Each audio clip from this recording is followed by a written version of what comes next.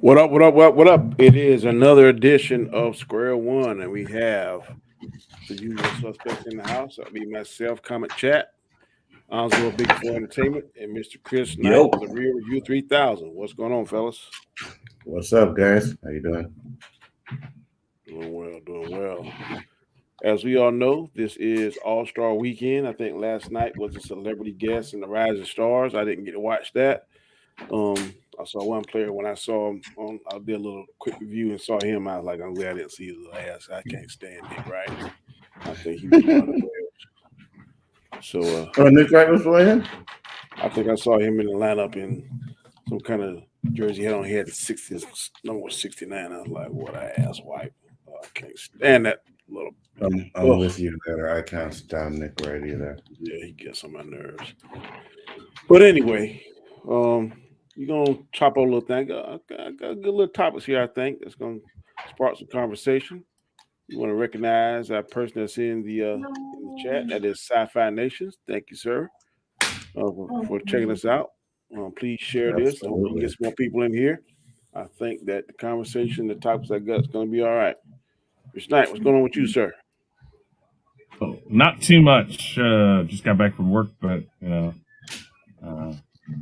that's just crazy busy as usual. Yeah.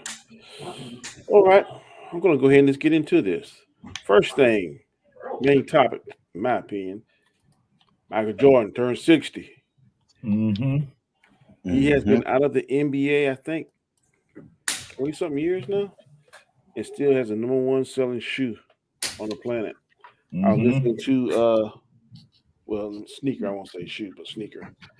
And I was listening to Skip Bayless and Shannon Sharp yesterday discussing this topic. They were saying that most people, when they retire out of the NBA, superstars, they kind of falls to the wayside, not as relevant. But Michael Jordan hasn't played in 20 something years, still relevant. And part of that, I think, is this continuing topic and debate about who's the GOAT, also his shoes, and also just what he did, how he changed basketball. So, do you agree that um, no one will ever catch his shoe sales and catch the imagination like he did? And also, they were saying he was one of the few stars that transitioned into making like this movie, Space Jam, the first Space Jam, which I thought was good. I mean, I don't know about iconic or anything like that. I don't know if I put in that category, but it was No, I definitely wouldn't. good for kids and stuff. And it built up his legacy. And I'm sure he's still getting money off the residuals of that stuff and all that kind of stuff. So, what do you think overall about Michael Jordan being 60? And do you think that he changed the game? And do you agree with some of the statements they made, or what are your thoughts on it? Who wants to go first? I would say he deserves every bit of the accolades he's received.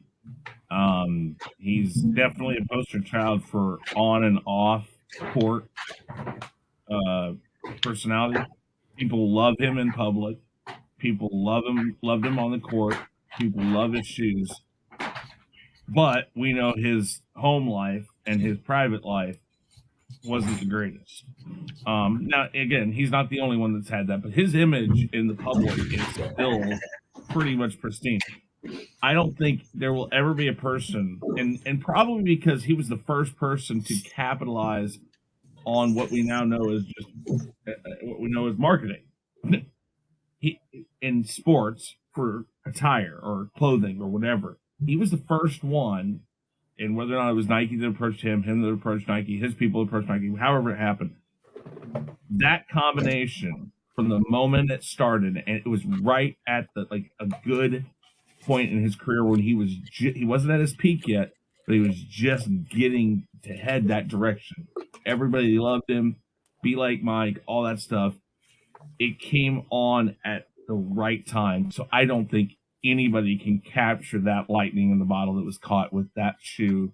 Michael Jordan, the time, the point in his career, all of that involved. People have tried it. I think Carmelo Anthony, LeBron James has tried it. I know other people have tried it, and it just does not have the staying power that Air Jordans have. My kid is 18, never saw a day of Michael Jordan on the court, and he's asked me for these shoes. that right there should tell you the point. But hey, the guy's still as big as everything. I mean, I think we've mentioned it before. The guy owns his own golf course. It's like this guy is not a person. This guy is now a myth. He is a legend, and that will only continue. Yeah. The guy is. I love Michael Jordan. I only own one pair of Jordans. I just can't come off of that $200, man. I never had one. I tried it. I bought a pair when they were like 100. I don't know what number they were, but they were like all white on top and they had a black rim around the edge, red dot on the back. I don't remember what number they were, but I thought, man, I thought I was fantastic when I had those shoes. But I just can't come off that money. But I love Michael Jordan. There's some things I heard Skip was saying, like the ones. He said basically, I didn't know this. Alonzo, he's the collector. Maybe you can tell us. They said you really can't play basketball in those shoes because they're not designed for that. They're designed more for just walking out. Yeah. He said he tried to play. Like Jordan tried to play in his ones in some game. I think his last game in the Boston Garden. He said they messed his feet up so bad. So whenever they make his game shoe, they make it different so it doesn't hurt his feet or something. I didn't know all that until I heard Skip and Shan talking about it. Well, go ahead. I mean, you can play in Jordans. They're not the most comfortable shoes to be playing basketball in, to be honest with you. But you're correct. They're not really meant to play basketball in. It depends on which ones, though. I've seen people play in the 13s. I've seen people play in the 14s, which are a little bit more comfortable. But if you're spending $300 on shoes, you should not be on the basketball court with those shoes. No. You know what I'm saying? I totally agree. Ain't nobody spending $300 on a pair of shoes to run to the basketball court. But since you asked that question first, my original thought was fuck Michael Jordan. Okay, fuck this guy. I hated Michael Jordan when he was playing. And the only reason why I started to give Michael Jordan some respect is because I felt for him when his father was murdered, right? I have a heart. But before that, I was a Pistons fan. So when being a Pistons fan, you cannot be a Pistons fan. Yeah, you cannot be a Pistons fan and like Michael Jordan. You just can't. I get that. So every time they would beat him, I would enjoy it. He is the GOAT. Though I was gonna troll and say no, he's not. He is the GOAT. My GOAT is Tim Duncan, but he is the GOAT, hands down. There's no one better. I don't care what records LeBron has broken. That doesn't mean he's the GOAT. He can't be the GOAT, but I'm never gonna say that there'll never be someone better because I always go with the fact that no matter what, someone's always better than someone else. It's just we may not see it in our lifetime. But maybe our kids' lifetime, there may be someone who plays the game of basketball better than Michael Jordan did. So, yeah. But right now, there's nobody better than Michael Jordan. And that transitions to our second category: is who is the GOAT? Everybody is saying now, well, the LeBron lovers are saying that since he broke Kareem's scoring record, that you have to say he's the GOAT. I see a lot of basketball players. Kendrick Perkins in particular. I want to thank Jason Williams is saying it too. Of course, Shannon Sharp is saying it. Ben has been saying it for a long time. Nick Wright has been saying it.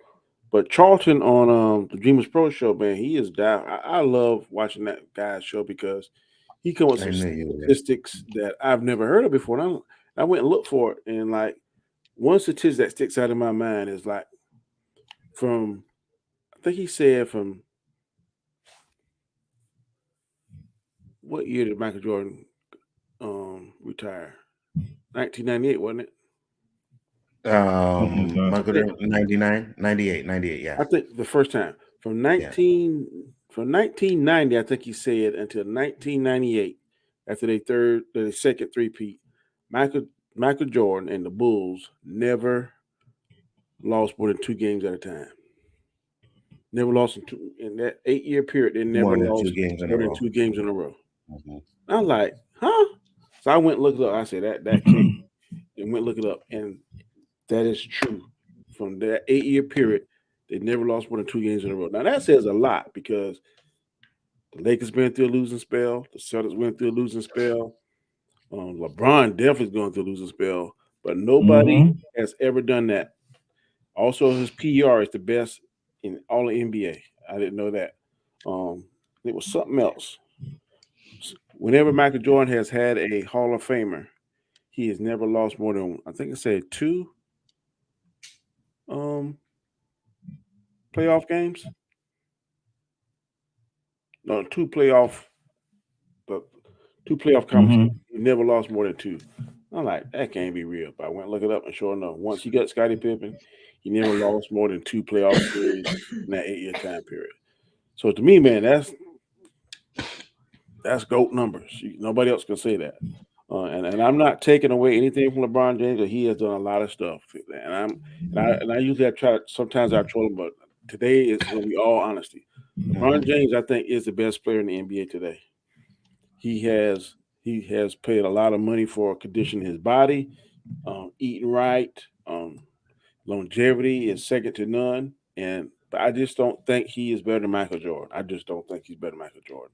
I don't know. I don't care how many records he break.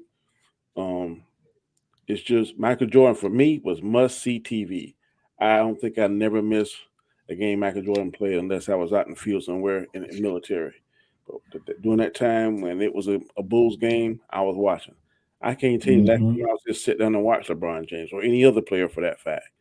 So You, for you me, see that's where we're different, Danny. For you, yeah, Michael Jordan was must see TV. For uh me, Michahuh Jordan was caca TV. All huh. right, I did not. I'm being honest.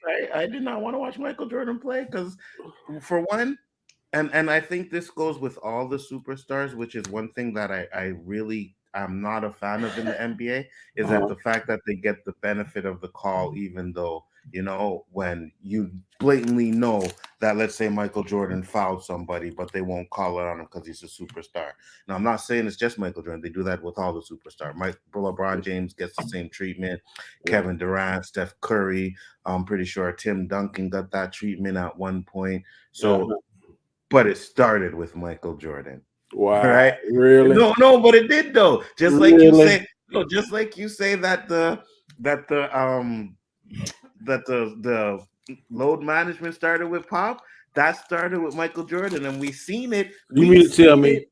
So you mean to tell me you don't think Bird and Magic got calls? No, not until Michael Jordan. Because remember, we seen it in the documentary or one of those shows where they literally said we can't have Michael Jordan shooting at the free throw line. That's not what they want to do. Like the refs, they said it in the documentary. So you telling me that Michael Jordan the uh, is, is the NBA's Tom Brady to the NFL? Yes, yeah, we know that, Mm-hmm. Danny. We know Wait a that. minute. Wow. Yeah, Wait a we minute. know that. See, that's where I want to come in here. Wow. What's funny is hold on though. There's a difference here. Everybody gives Tom Brady the GOAT, his records and everything else. I think this is exactly my point. Is that we're saying no, nobody's going to beat, nobody's going to beat Jordan, even if LeBron has all these records and stuff. I think that proves my point right there. It isn't just records that do it. It isn't just championships. One of these days, somebody's going to have more championships than Jordan. Doesn't mean they're better than Jordan. That's my point when I say that Tom But you Brady, I see, don't But think you're is the the GOAT. only person on the planet saying that. I am not. I I don't am hear. not I the don't only hear person any. that I says don't Tom hear Brady any is other not the GOAT. commentators but here's the saying difference. he's not the GOAT. But here's the difference, though, Chris. Right? You're saying championships doesn't do it, right? But when you add championships with the records, No. that's what's Records come different. from how long you're in the league. It doesn't matter. No, it doesn't. You could No, it be doesn't. if you No, it had somebody doesn't. that could be in the No, league it for doesn't. 30 years, they're going to have records. Doesn't mean No, they they were won't. good. No, they will not. They No, might. that is That absolutely not true because you've had players and in what the so NBA that have played as just as long as Jordan and didn't even come close to any I of his records. understand that, but what I'm saying is that in many cases, listen, if Montana had been in as long as Brady, I am sure that there wouldn't be a question. So what it comes down to, Okay, as I've always stated, is but would he the have had era more? you play in. But we're not going to get we're not going But to go would he down have that had? road.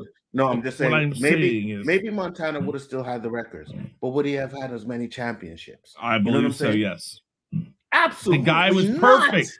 The guy was perfect in bro. championships. Yes, bro, he was perfect in championships, but he still lost to the Cowboys, right? And So did plenty of Brady. times. Brady's lost to people before. That's like saying the I same know thing. It's that. like, I know that. But what I'm saying is there is no way, especially then, that Tom oh shit, Montana would have had us 10 championships like Tom Brady has, I believe he right? would have, but Because he that's the played. point. That's my How long did opinion. Montana Because play? you just said that era was tougher. Yeah. So I don't think he could have played that long. That's what I'm trying to say. If you put Brady back then, he would not have been the quarterback he was in this time Yeah, because but so much has changed. And now again, I have always agreed with you guys when you have said you can't hold that necessarily against the person. you It's can't. not. It's a combination of a lot of things that I don't call Tom Brady my GOAT. Right. I don't think that there's a you're not question in the adding all. NBA that it is Jordan. Okay, But why? well, who do Because you? oh, Who do sorry, you Jed, just one go more ahead. second. Go ahead. Why? Because if we're talking about that, then I sent a picture to Danny with, what was it, John Havlicek or something like that, Yeah. who had more championships than Jordan and had Mhm. a couple of better records than him. So A why lot. is he not considered the GOAT then? If that's the case, it's not Like that. like You have like to Danny add said, the there records are. and the championships together, and then you'll decide who the GOAT is, right? Because you can have someone, Robert Ory has more championships than Jordan. That's Is he correct. considered the GOAT? Nope. Bill Russell.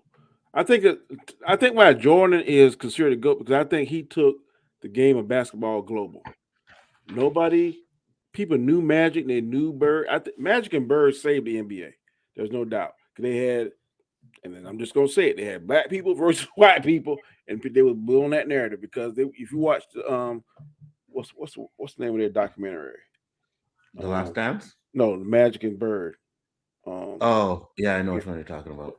But Magic said in that documentary that he went to Boston and black people in Boston was cheering for him. It's like, what? You're not going for the Boston? He said, I can't go for that white boy. I'm going for you, Magic.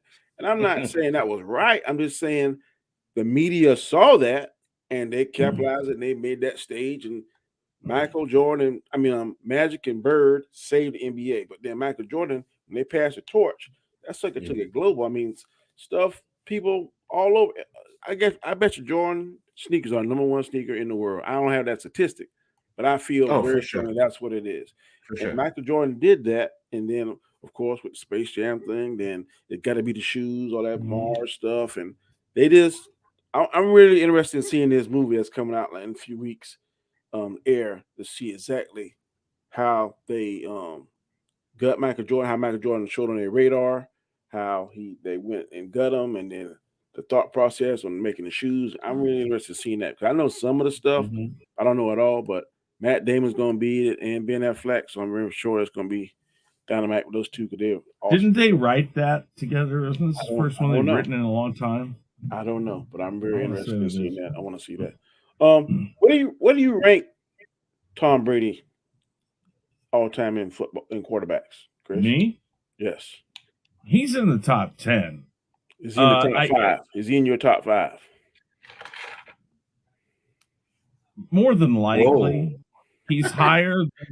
He is higher than Mahomes right now. I love Mahomes. Don't get me wrong. I think Mahomes is excellent. Name me the quarterback that's higher than Tom Brady in your mind. I know Montana is. Well, Montana's number one for me. I would probably throw Bradshaw. Oh God, what's the one? Oh shit! Hold on. John Unitas. No. Dan Marino. Oh, Joe Namath. No. It starts with an O. Oh shit! My brain just went dead. Hold on. I was about to say Oscar Robinson. I'm like, that's basketball.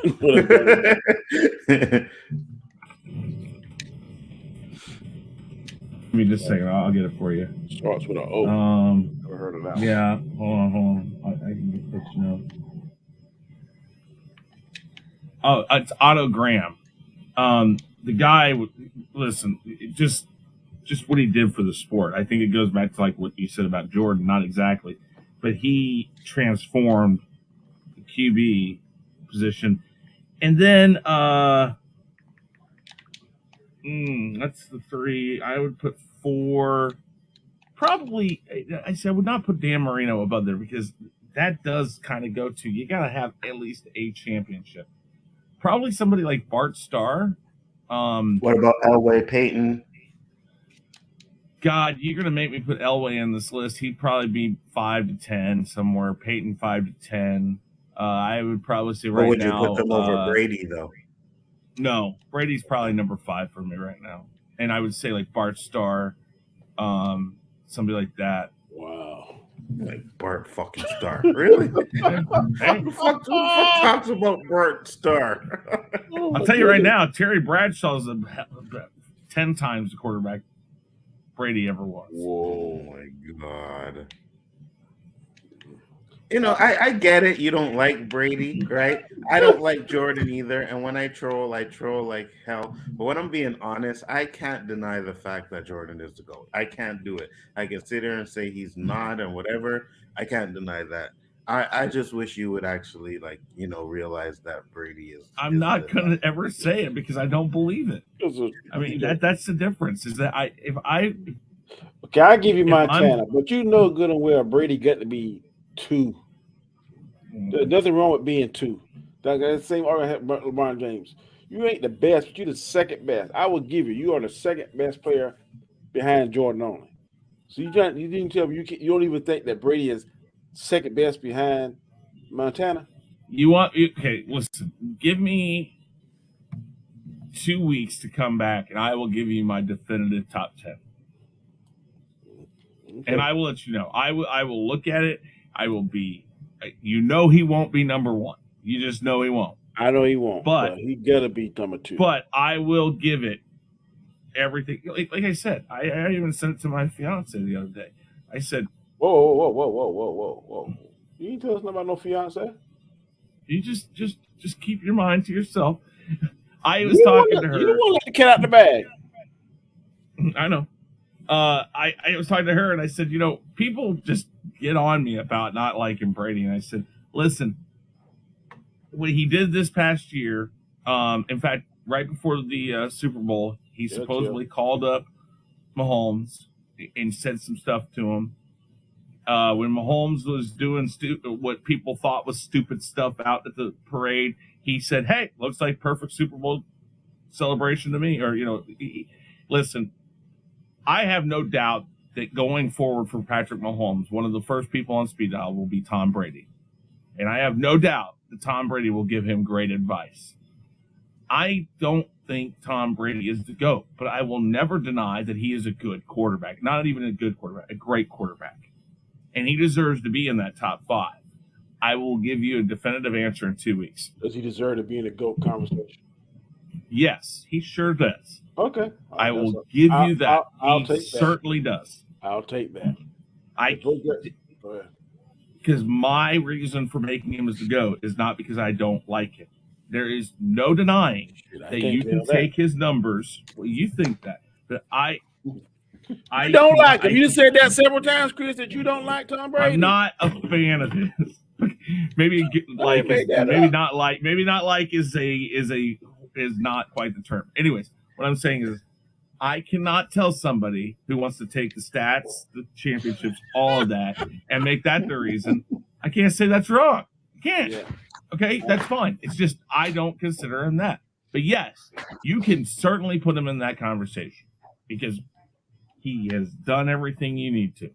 I think you need at least 3 championships, at least. I think you need to have been in the playoffs at least 7 of your years. I think you need to have at least competed for an MVP. If you didn't win it, you need to compete for an MVP in the regular season. I think you need to have some seasons where you were the number 1 quarterback in the league. There's a lot of things that he has done all of those things. So yes, he deserves to be he deserves to be in the conversation for the GOAT. I think that's gonna rule out Bart Starr and Otto Graham. I don't think they got no 3 rings. Well, you see, Otto Graham I think was before Super Bowl, so that's kind of where I gotta we've had that conversation about the NBA all-time team about where that's gonna rule out some of these people. What's her boy name? Bart Starr I thought had. No, Was he What in about Terry three Bradshaw? I don't championships? think Terry yeah, Terry Bradshaw has got three. 4. I just looked it up. Well, He has 4. yeah, Okay. yeah. See, give me 2 weeks and I'll come up with a definitive top 10 for you. He won in 75, 76, 79, 80. Okay. That's going to disqualify Peyton Manning. You only got 2. Mm-hmm. But it doesn't Eli only has disqualify 2 him too, from the right? top 10. Yeah, I Yes. got 2 also. Eli Manning only has 2 too, right? Not Eli Yeah. Manning. Yeah, his brother. Yeah. Both got Peyton. 2. Yeah, Peyton and Eli has both got 2. Right. So if that's the case, then you can't put Peyton in there either. Well, you're talking about GOAT. You're asking me for top 10. I'm going to give you my top 10. I think Peyton Manning's being a GOAT conversation because he's a regular Absolutely, season he beast. could be. Absolutely, he could be in the He's GOAT a regular category. season beast. I think he's number I think, 2. I I know think you he guys won like most MVPs, didn't he? possibly. I think he's number 2 for me. It's Brady, and then it's Peyton Manning, and then I'll maybe give it to Joe Montana. I think Peyton Manning was way better than Joe Montana. I ain't with you on the Montana thing, but Yeah, I'm with for you. me He it in the is GOAT. I'm with you in the GOAT. because nobody, and even till this day, no quarterback has ever ran a team and offense like Peyton Manning does. Right? He would go to the line of scrimmage with a play, and every single play he would Omaha. Yes, every single play. There's no quarterback out there that controlled the game like that. You know, he may not have won all the time, but I don't know about that. Nobody. There was no quarterback. I think he transformed how they did things, but I don't know about. I don't know. Name me one quarterback that audibled on every. And when he's audibling, sorry, hold on. When he's audibling, right? He's the one picking the play. He's the one reading the defense. Yeah. When all these quarterbacks have offensive coaches, that okay, we're going to do this, change to this, blah, blah, blah. No, Peyton Manning was always picking the play. He would read the defense at the line of scrimmage, switch up a play, and usually get a good play on that play. So I give him Will, do your research. I can't sit here and say I know that definitely. So I don't know. But anyway, next topic it will be Michael Irvin. Whew. He is doing stuff now, man, and I think it's unjustly based on what I've heard so far. Basically, what I read in the article is that he was at one of the hotels getting ready for the Super Bowl, and one of the hotel executives, whatever, said that he did something inappropriate, I guess, to one of their employees, but there's no video footage. There's nobody coming out saying what he did. And so now he's doing a $100 million lawsuit against them for defamation of character, basically.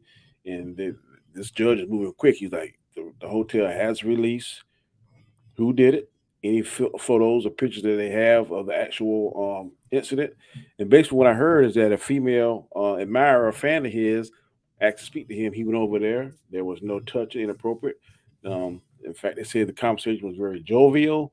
He was laughing and whatever. It lasted about a minute. He went to his room by himself, went to sleep. That's what the article that I've read said. So I don't know how they came up with this, but for whatever that accusation caused him, he was suspended from for discussing the game, Super Bowl, which probably cost him some money. Not to mention the embarrassment if it is, in fact, something that's fabricated, not made up. So right now, I think they're going to do this by the 20th. So that is Monday.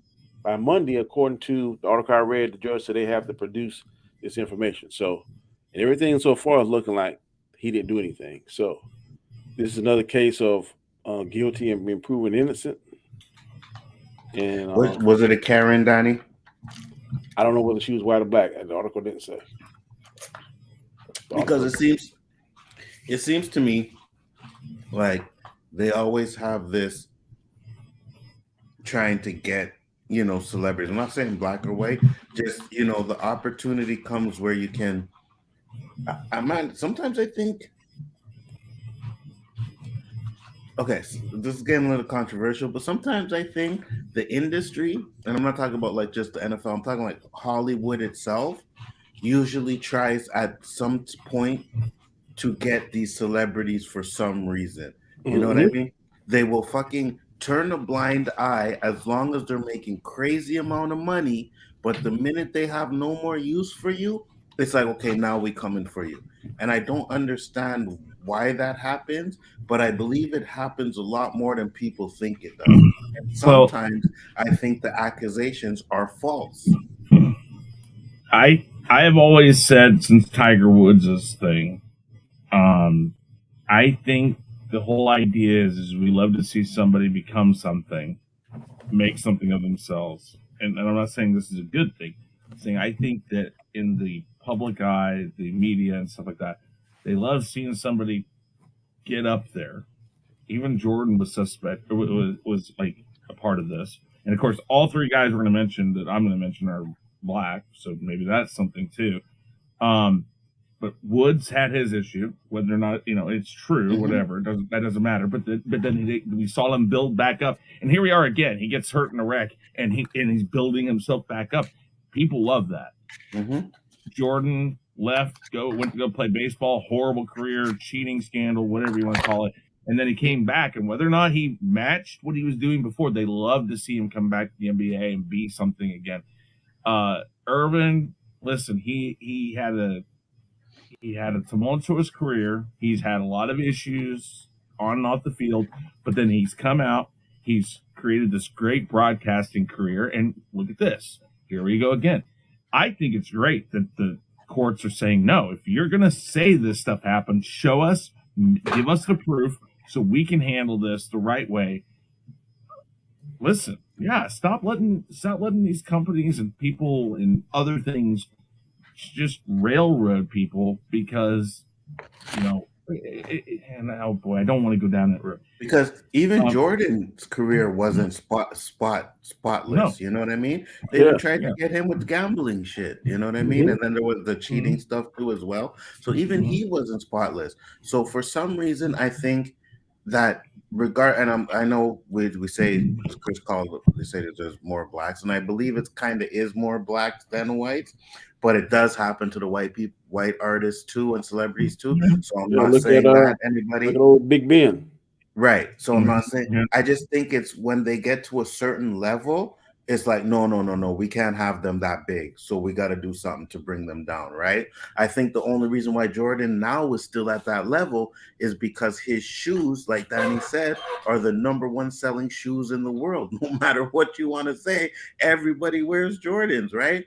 Let's say Mhm. what happened. Let's see what happens if another shoe came in there and blew Jordans out the water.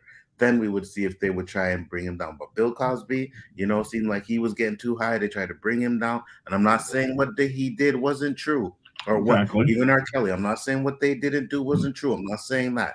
I'm not even going that route. I'm just saying that these companies know what they're doing when they're making the money. They knew what R. Kelly was doing when he was making the money. If Bill Cosby was doing what he was doing, they knew what he was doing when he was on top of his game. But what they did was turn a blind eye to it until they realized at the end they could get him when the money wasn't coming in. I don't disagree with that at Some of, all. the, some of these things, like I think I sent a clip to y'all, and Russell Westbrook was getting out of the car, and his little boy, I mean, he was like begging him, "Please, Russ, Yeah, can yeah, you that sign was my shirt? ridiculous. Can Yeah, you yeah. sign my shirt for me? You're my favorite player." And he just like ignored him. That's what's going to happen because Shannon Sharp said something happened to him with a female or something in an elevator or something. And it was something he said, "I never did it." And now he will not ride with any female that's not his family member in an elevator by himself.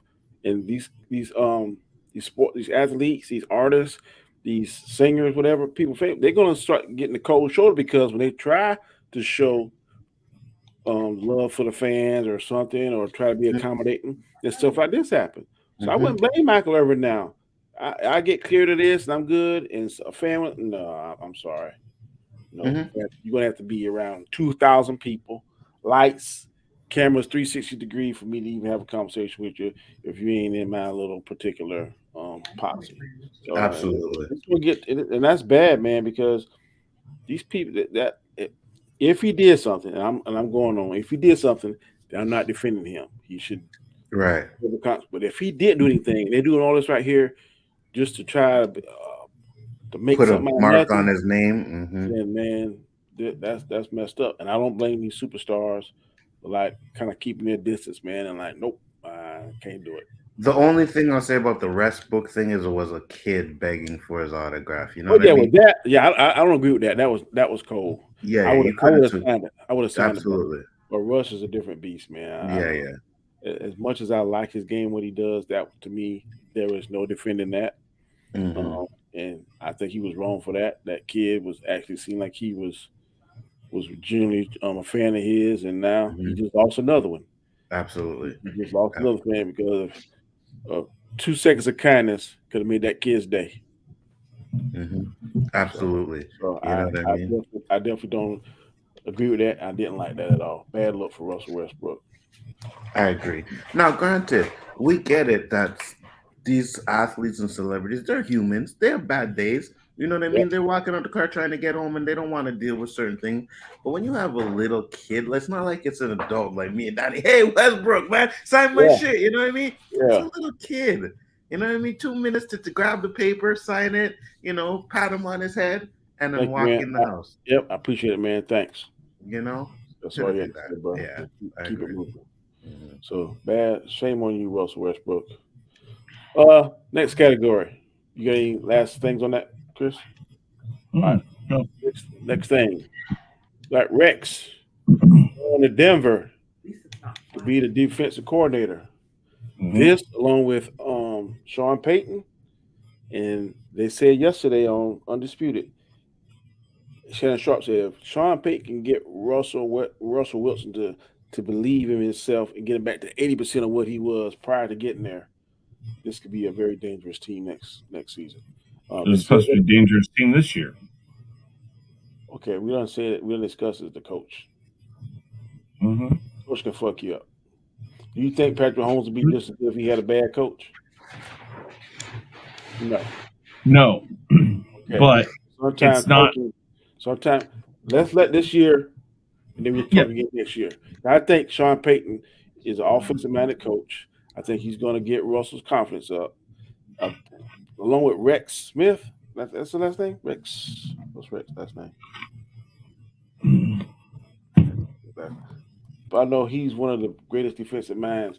Shannon Sharp said that he was a coach for the D line when he was on Baltimore, and that he's phenomenal. I know he's on the Get Up in the Morning Times, and man, he be going off on him. Man, he goes off on Dallas. He ain't a Dallas fan, I can Rex tell you. Ryan.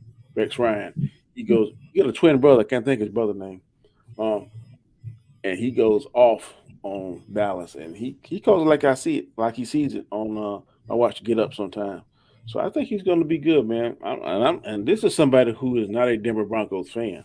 I never was a Denver Broncos fan till Peyton played with him. Then now I'm a Russell Wilson fan. I hope Russell Wilson can come back from his season because it was very damn underwhelming. So, but I'm putting for my eye test.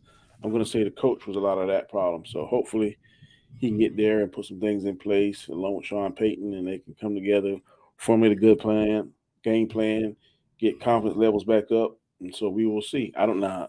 I ain't gonna say they're gonna come in here and just dominate because the Kings of the Hill, of course, is Kansas City, but I think that they're gonna be more competitive than they were in the past 2 seasons. I think Yeah. he's gonna be another Cam Newton, right? Wow. No, because I like to.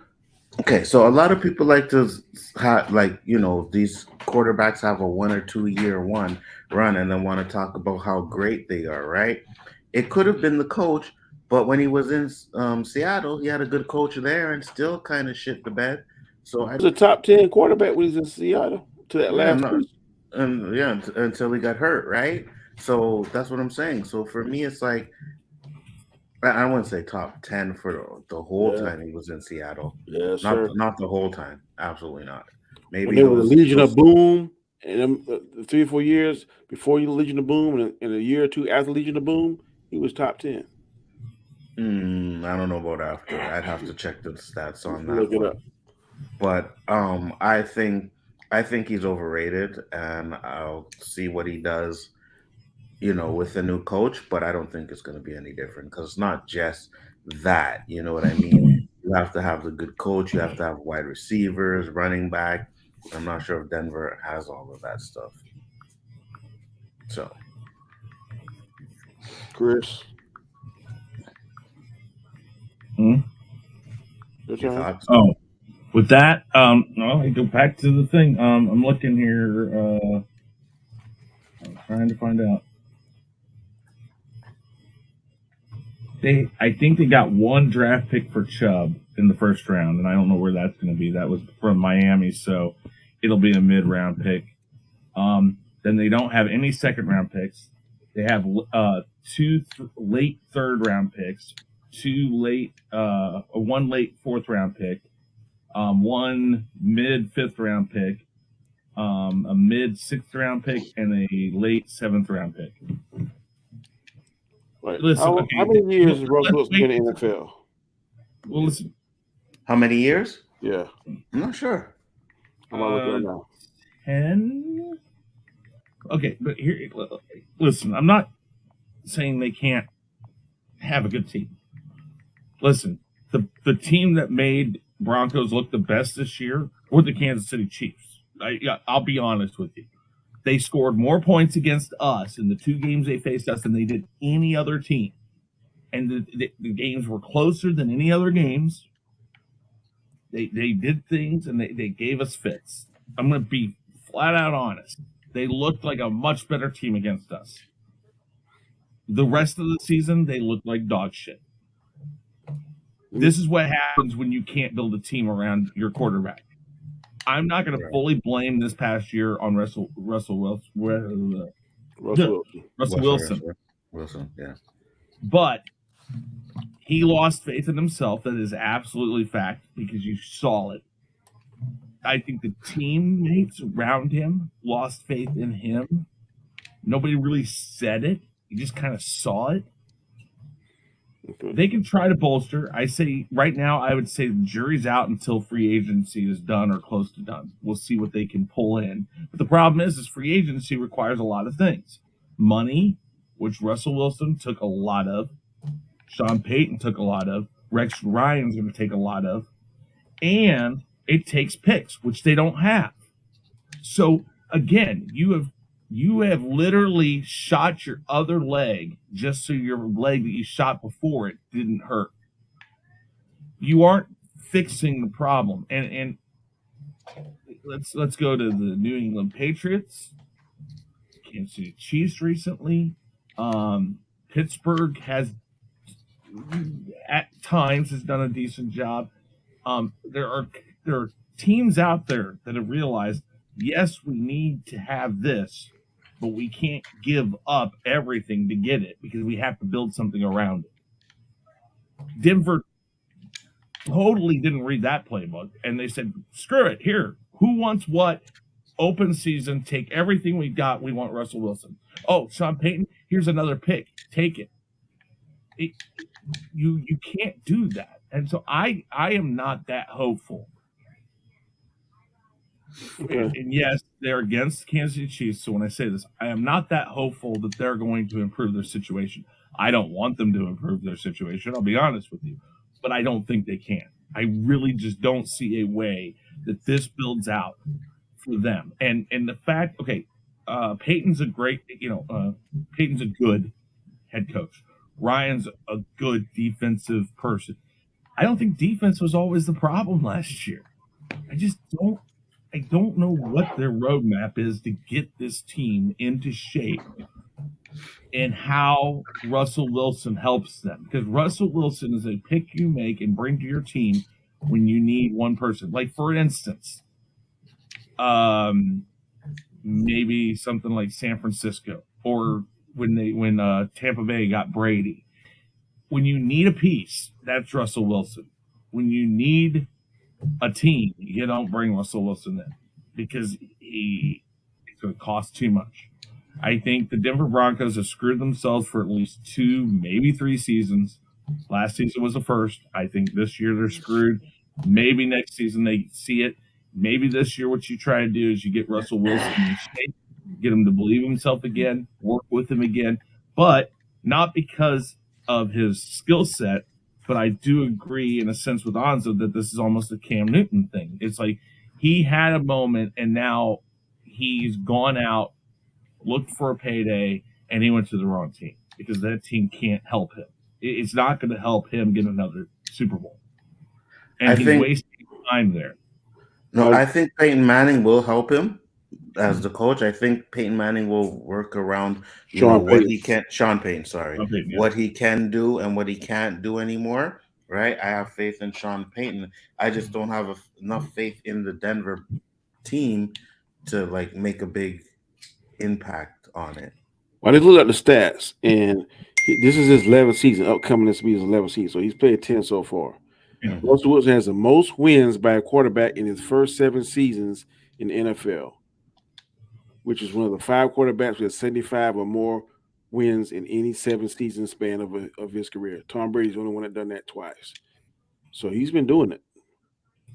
Russell Wilson has But the second highest passing touchdown percentage in Super Bowl era, a minimum of 30,000 attempts. He's thrown 196 touchdowns. His most productive year came in 2018, where he had a touchdown percentage of 8.2%, which is 35 touchdowns out of 427 attempts.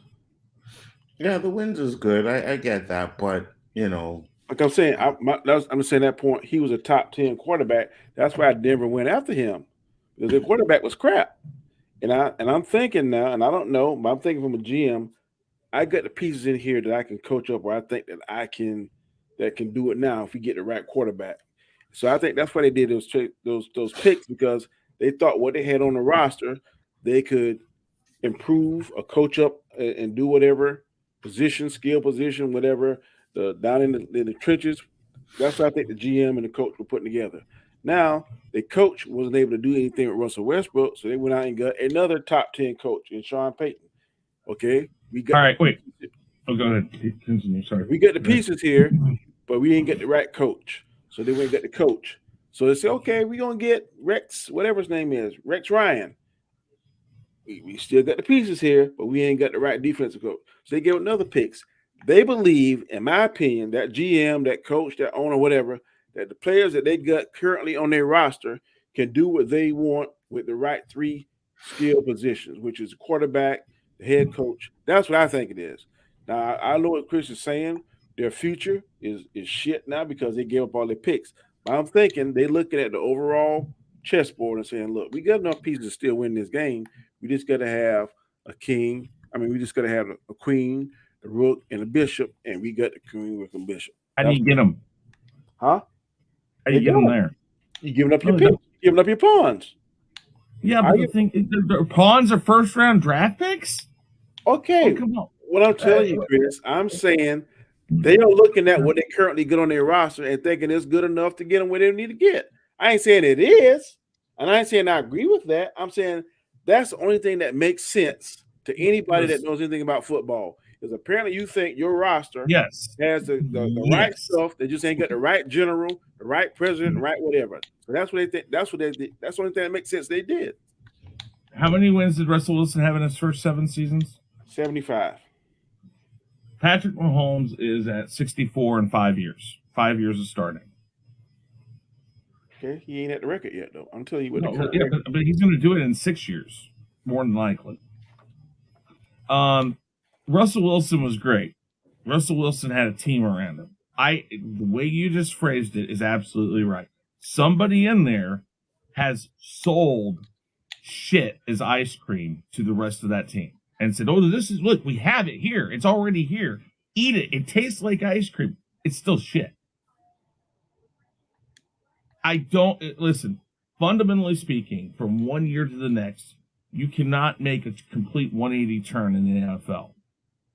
If your team wasn't together, and yes, you're absolutely right, coaching has a lot to do with that. But, man, the only thing I can think of that this team thought was the one thing they needed was Russell Wilson. Now that's not what they think. Now they think, oh, now we need a different coach or 2 different coaches. I think they're missing the point. I'm dollar to pesos. I'm still going to put down that the Denver Broncos next year are at best a 500 team or a 9 and 8. or an 8-9 team at best. I believe they're gonna make the playoffs. I don't think that's possible in this Who's division. who's in their division? San Diego's better next year, depending on what the quarterback position is in Oakland. I think Oakland has a better overall team around. And I'm not even sure if it was Carr that was an issue. I think Carr was not the issue there. I think, but they need to find a different quarterback. See, Derek Carr would have been a much better opportunity for Denver and at less cost, I think. And especially if they'd waited one season, because now he's up for grabs. See, that's the thing. That's the thing in the NFL. That one season difference. Derek Carr probably could have gone to the Denver Broncos for less money, less picks, and, well, he's a free agent now. What am I talking about? It wouldn't cost him any picks. I mean, so there's a lot to be said about that. But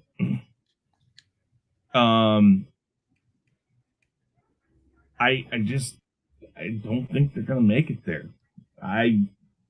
Man, this division's brutal. It's brutal on us. I mean, even if we win the division, we're either going to lose one or two games. Even if we win all the games, they're going to be close.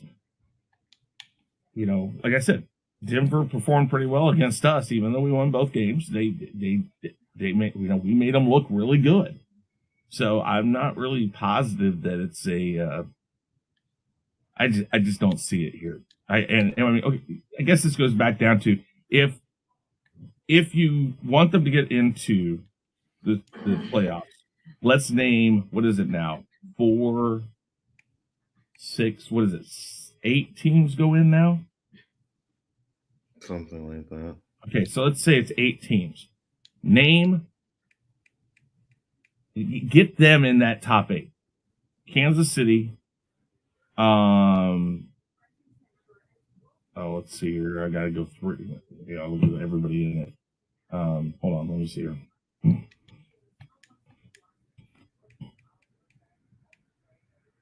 All right.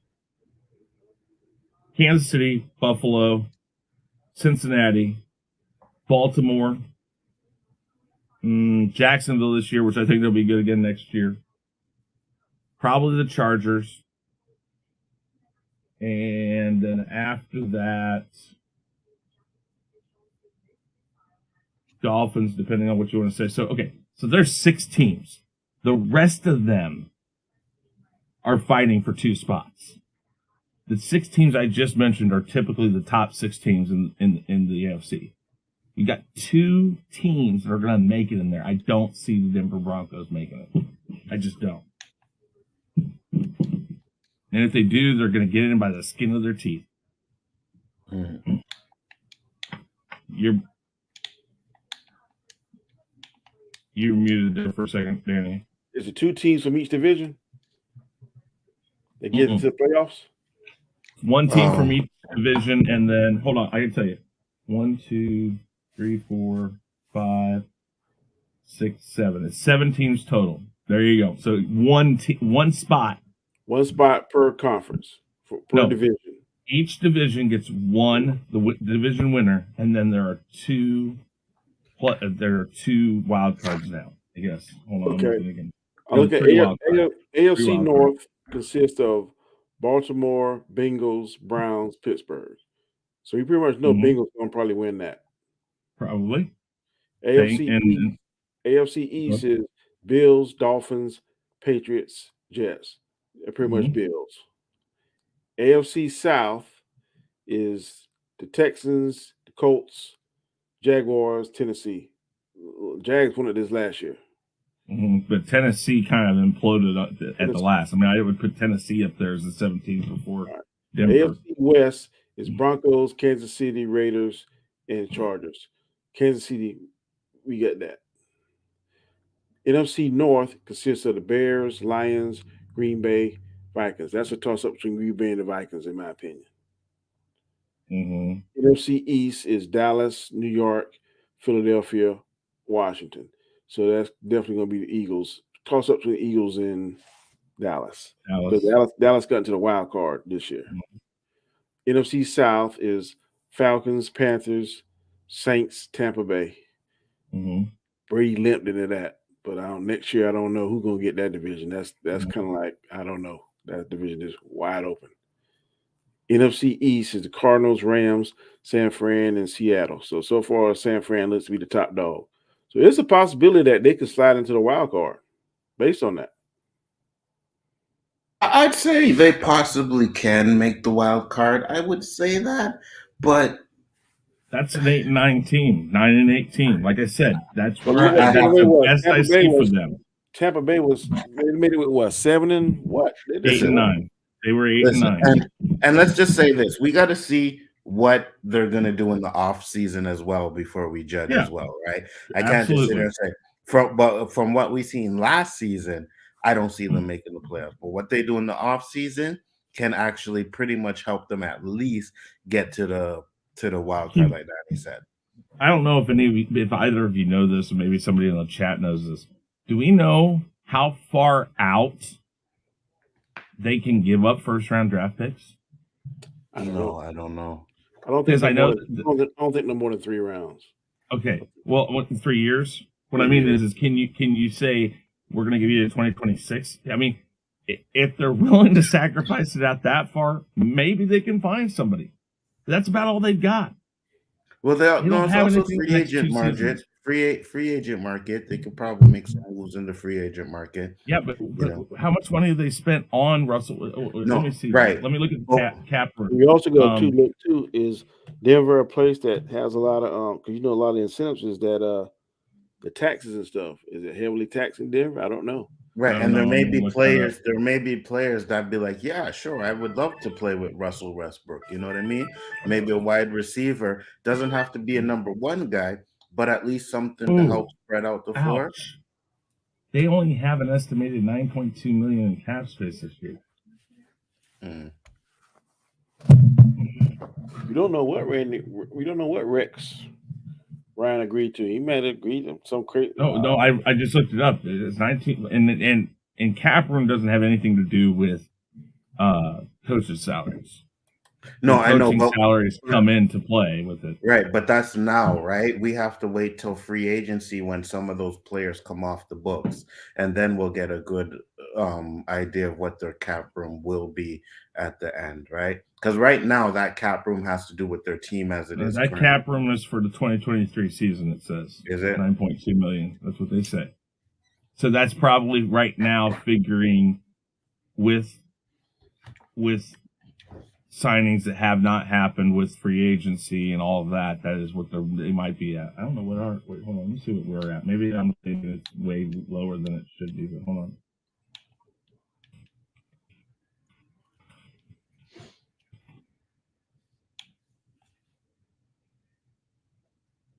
I don't know. I just think there is a possibility that they could still make some moves. You know what I mean? I still think there's still a possibility where they could still make some moves. So here's a good one. Oh, no, I like this. Somebody on that team. I don't know whether it's Elway, because he's been pegged as making bad decisions. I don't know whether he has input in this. I don't know, but somebody is looking at their current roster and thinking that if they get certain pieces in place, they can be in a contender. That's the only thing in my mind that makes sense. Because, like Chris said, there's no way I'd be giving away my future, all these draft picks and stuff, unless I think what I had needed. It's just like you got a Corvette, but the engine is not a Corvette engine. But if you get a certain carburetor, or if you get a turbo boost, or you get some kind of part, then you make it better, and it'll be a Corvette. I mean, that's the only analogy that makes sense to me, because there's no way I'm going to give away my future on something just on one player, as good as I think he is, maybe not y'all two, and a coach and a defensive coordinator. I mean, I'm going to have to look and say, well, this receiver, he's decent, but he don't have a good quarterback. Or this defensive line is good, but they don't have the right coach. Or this team is good, but they just don't have the right coach leading it. So, well, hold on, I'm looking here to see so the current. So in 2020, John Elway left. as the executive VP of football operations and the general manager. And he was a little over 500 in his endeavors. And then, so in 2 years, this guy must have some sort of hot seat problem because he's thinking, I got to make it to the playoffs. Now, because they haven't made it to the playoffs since 2015. So I think this is a quarterback. I don't even know who their quarterback or their general manager is right now. Hold on.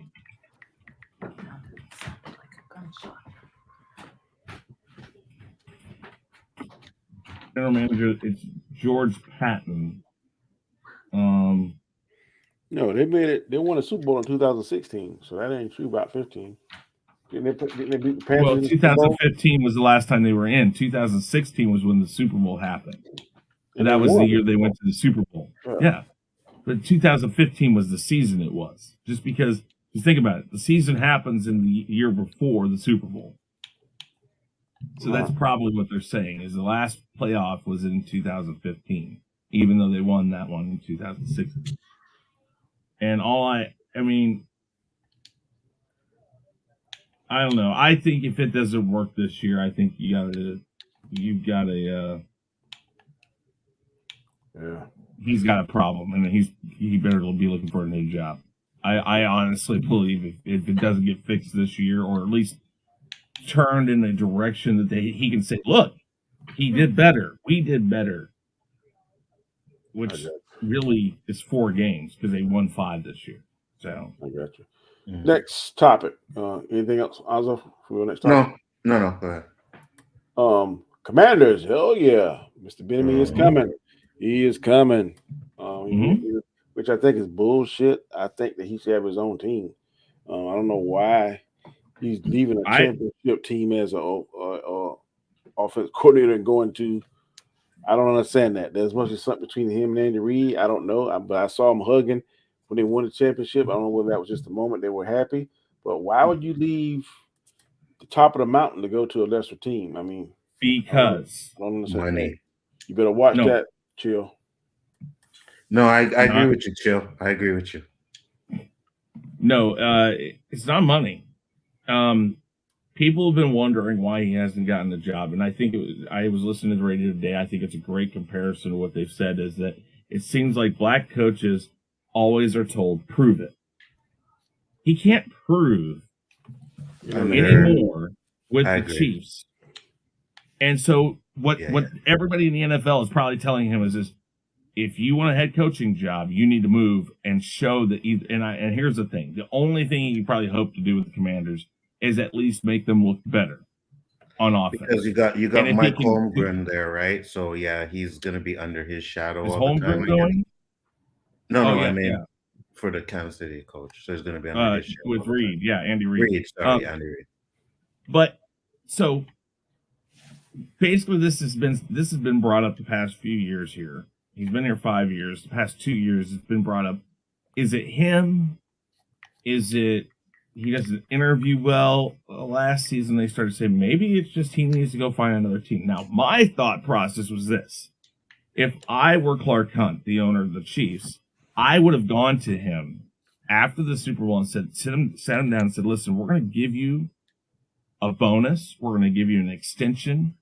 And I want you here until Andy Reid retires. And in this contract, it says the moment he retires, you are our new head football coach. Wow. I wanted them to do that for this guy.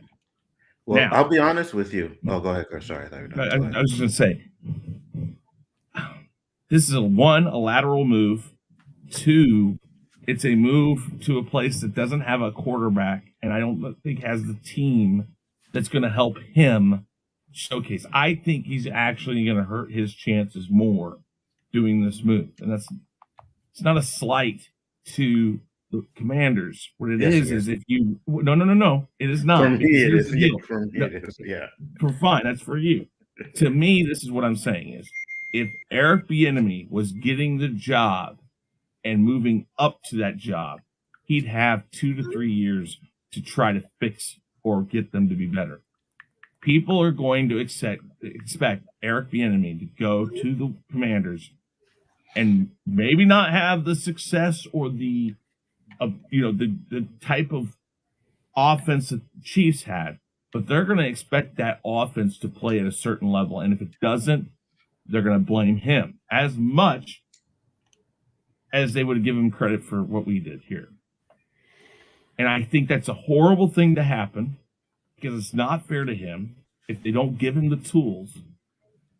But I have a bad feeling that this move isn't going to do for him what he's hoping. But listen, I don't know why he hasn't had a head coaching job yet. This is ridiculous. Unfortunately, the NFL and the inside, the man has designed this to work against him. The 5 years he's been there, the 2 Super Bowls he's won, the 3 he's been in, and now he feels this is the only course of action he can take. I think our team like I said, I think our team should have sat him down and said, listen, Reed might have 2 or 3 more seasons. Stick it out with us, and I'll give you this team as soon as you retire. You are now the coach, the heir apparent. That's a vote of confidence in Kansas City. I'll just say this. I was gonna say, it's another black coach. It's not a head coach, so Danny won't hate on him yet. Wow. But if he was the head coach of the Commanders, Danny would be hating on him within a year to 2. Negative. We all know how Danny feels about. If you fuck with somebody's money, he sure will. Did you read that thing I sent you? Because it's obviously that had nothing to do with why he left. Mm-hmm. Mike Tomlin. No, that obviously had nothing to do with why he left. Like those were go. That's what Mike Tomlin did. Those were actually Le'Veon Bell's own words with the picture that I sent you, and it had nothing to do with him leaving because they talked about his money. Just hating. It's okay. This is bad. I'm the only white guy here this time, especially. It's like, what the hell? They got nothing to do with you, Chris. No, but still, listen. No. Chris can't call Mike Tomlin no monkey. Exactly, and I'm not trying to, but I am going to get roped into this, and they're going to say I was agreeing to it. Fuck I Mike don't Tomlin. Calling him that. I absolve Chris, the only white guy on this team, for any racial comments that come out of my mouth. Fuck Mike Tomlin, his monkey ass motherfucker. I don't like him. Okay. Wow. Damn. Yeah, it's because he's black. We know that, guys. We know that. Like, there's nothing about it. You know what I mean? Negative. I have a book for you to read, Danny. It's called Uncle Tom's Cabin. Facts. You know what I mean? Because to sit there and be like you have a coach, a black coach that hasn't had a losing season in the NFL, you should be like, yes, that's what I'm talking about. But no, instead you want to be called a monkey and all kinds of shit. I can't deny his success. I ain't gonna like him. You should be cheering for his success, though. Do you cheer for him, Danny? Do you want to see him succeed? I'm glad that he is a success. All right, wait. I'm glad we're not talking about Tomlin in a white, predominantly owned team, and they're probably getting fucked. But I think he had a hand in Le'Veon Bell's exit from the. Well, if you would have had read the article that I sent you. Then you would have seen, but that's being ignorant. The article is propaganda. I don't believe it. How? It's from Le'Veon Bell's own mouth. Le'Veon Bell was forced to say that to save Max Tomlin. You see what I'm saying, guys? Can I just rest my case? You see what I'm saying? Like you should be okay. So here's a question: you don't like him, Danny, but do you want to see him succeed? I want to see him win. No, not over my team. I want Ron Rivera to win. No. Do you want to see him succeed? I can't control that. No, that's not what I'm saying. Do you want to see him succeed? If he succeeds, I won't have a problem with it. That's not what I asked you. Yes, it is. Okay, but if Mike Tomlin succeeds, if he wins the next 10 Super Bowls, I won't have a problem with that. Do you want to see him succeed, though? No, because. Okay, there you go. That's the answer. I don't want to see no other coach in the NFL succeed except Ron Rivera. Okay, I He's in the same boat with the rest of the coaches. I don't Okay. want to see Kansas City go to another Super Bowl. I definitely don't want to see Pittsburgh go. I damn sure don't want to see Dallas go. But I want to see the Commanders go with leadership of Ron Rivera or whoever head coach was at that time. And Okay, he's so in the I'll give same you that. category with the rest of them. I'll give you that. But I just Thank know you. because when it was at the point where Mike Tomlin No, would no. have a losing season, I was getting all kinds of texts from Yeah. you about, Mhm. you know what I Yeah. mean? So I'm just saying. Supporting the old rapist, but won't support a brother trying to get his money. Yeah. Wow. He probably took Ben some hamburgers and shit when he was damn hurt. Here's Ben. Here's Ben. Well, Ben is a three-time Super Bowl champion, you know what I mean? So Yeah. Okay. Well, I don't know. Lost track of what the doggone topic was. Yeah, Benjamin. I definitely think he should be a coach, man, head coach somewhere. He's had a great teacher in Andy Reid. He's got that winning pedigree, so I definitely think he should get a team. well, I think the NFL needs more black head Yeah, coaches. I think they I think have he'd be a this. good fit in Pittsburgh. Tell you. I think they have this thing that, like Chris said, you got to prove it as a black coach in the NFL instead of just, okay, you know what, let's just give them a chance. I think they give white coaches more of a chance even though they haven't done anything. You know what I Oh mean? yeah, for Right. sure. So when it comes to a black coach, it's like, no, no, no, we gotta prove, you gotta prove it.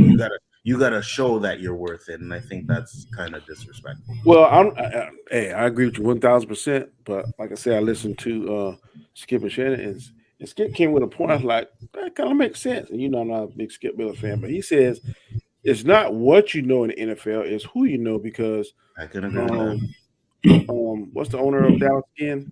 Jerry Jerry Jones Jerry Yeah. Jones. Like he picked what's the guy that he can't stand now, but he won 3 Super Bowls. Um, was it Parcells. You talking? no, one before Parcells. He's a commentator now. Jimmy Johnson. Yeah, Jimmy Johnson. Jimmy Johnson. Yeah. They was like went to some school together. He picked Hmm. Bill Parcells because Parcells at that time was considered one of the greatest quarterbacks. And he was going to choose a black head coach, but Parcells came available. They said, "I ain't got no problem with that." With with him picking Bill Parcells because at that time Bill Parcells was Mm-hmm. considered to be one of the greatest coaches in the NFL. But he said it's about what you're most comfortable with, and they believe now. This is what they said on the show that for whatever culture it is, I don't understand why now in 2023 that these white owners aren't comfortable eating dinner and conversating and having conversation, having a social life with these black potential coaches versus a white coach. And now I think that's a bunch of junk. I mean, there was a time early in my marriage. I've been married 27 years now. When I went to my wife's family, I was a little uncomfortable. After a few years, man, whatever, you see, man, we the same, man. Just different skin color. We have some of the same beliefs, same hopes, dreams, wishes. So that's just bullcrap. Now, the difference between money, I guess that could be something financially different because you used to caviar and I'm used to bologna. I mean, I guess that's as far reach. But at the end of the day, man, we got hopes. The poor people get the same hopes and dreams that rich people have, just on a bigger scale or a lesser scale, depending on what end of the spectrum you're on. So Right. I think that's bull jive when it comes to that. But that's what they're saying on the show. That's what they think it So is. And it's a lot of who you know more so than what you know. And I agree with that. The only problem I have with him when he picked Parcells is they had the rule where you had to at least interview for a black coach, and he didn't do that. Right? He I didn't don't follow. think that happened yet. I don't think No, that with was Jones. until. It was with Jerry Jones when he hired Parcells. He was supposed to. They had to at least interview for a black coach, give a black coach interview, and he didn't give it to him. He went straight to Parcells.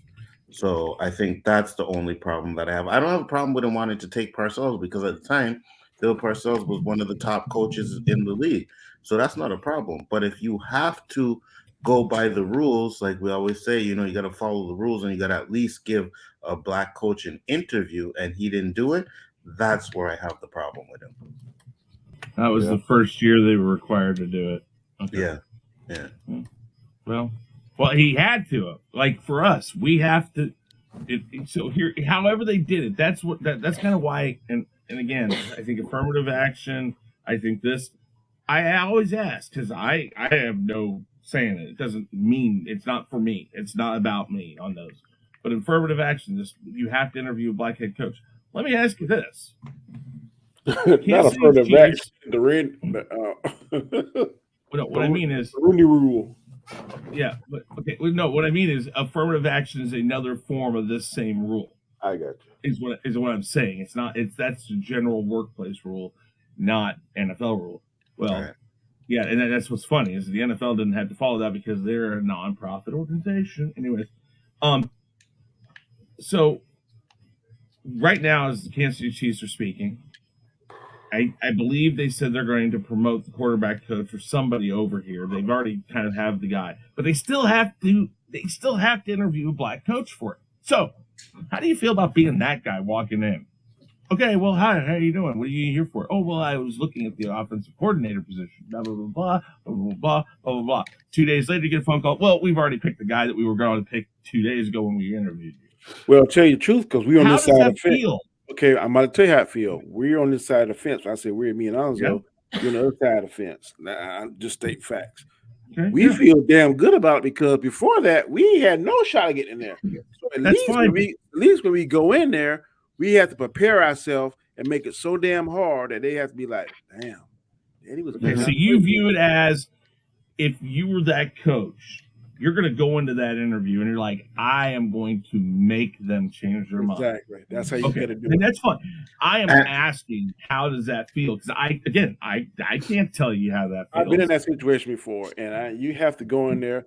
First of all, you can't let that slip into your psyche. Be like, damn, I'm only here because da da da.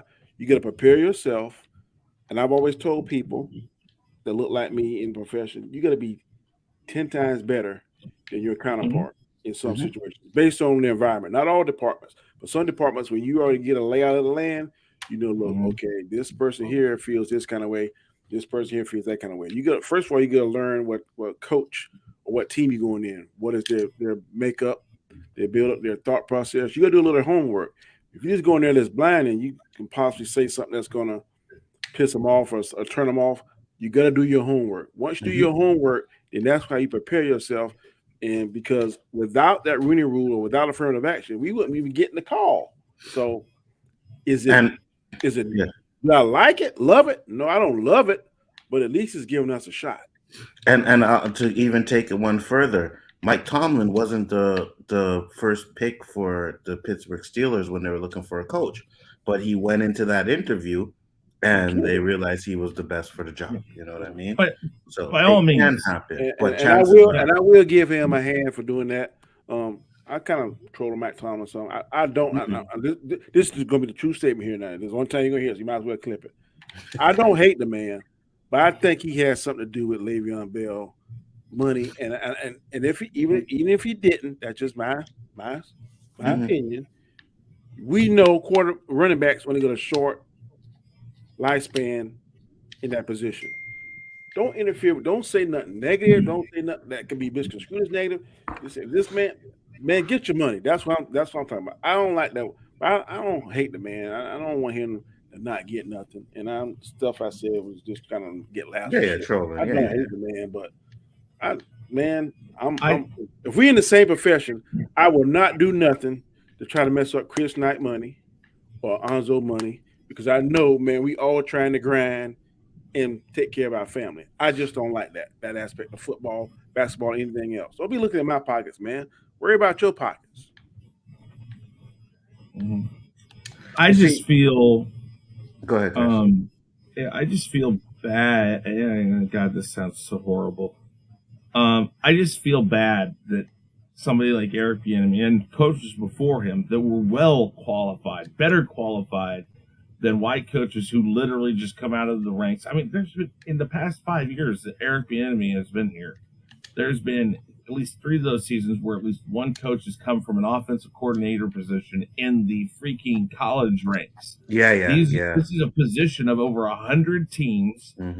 How does he outrank a guy that's in a league with how many 38 or whatever teams, and he has had consistently one of the best offenses. And I don't care what you want to say, because this is where this is the real bad side of it for him. And maybe it's true, maybe it isn't. I don't know. This is why he has to go somewhere else.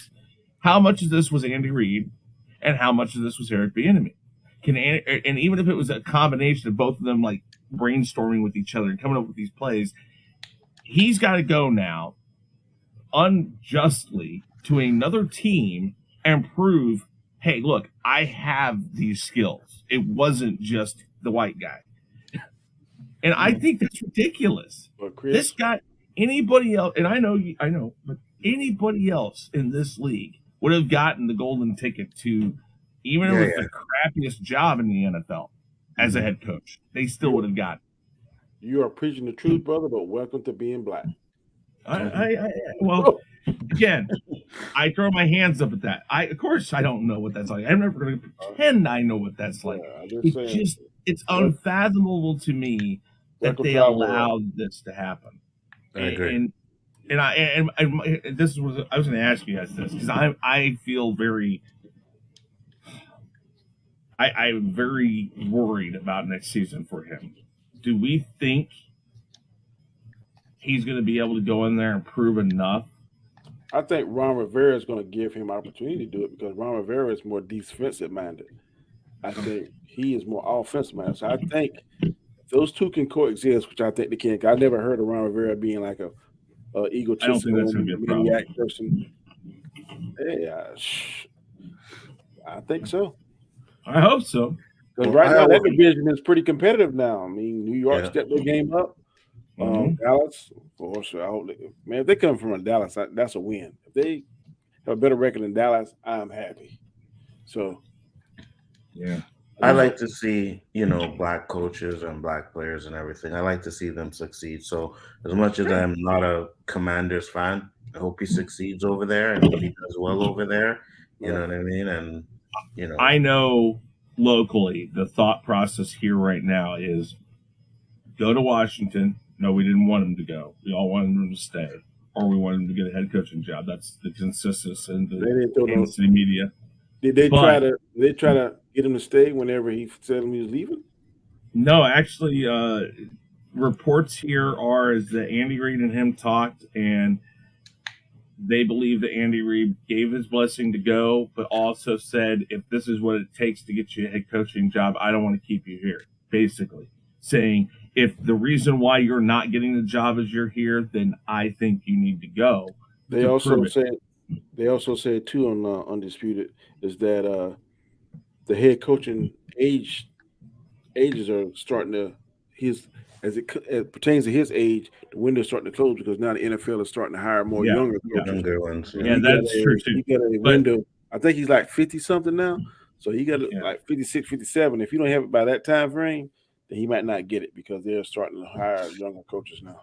The idea here is, and I can't remember the examples they gave. The idea is what several other black coaches have done, and other coaches in general have done when they don't get the job they want, is the idea is jump to the Commanders, make the Commanders respectable on offense to show, look at what I did with what I had.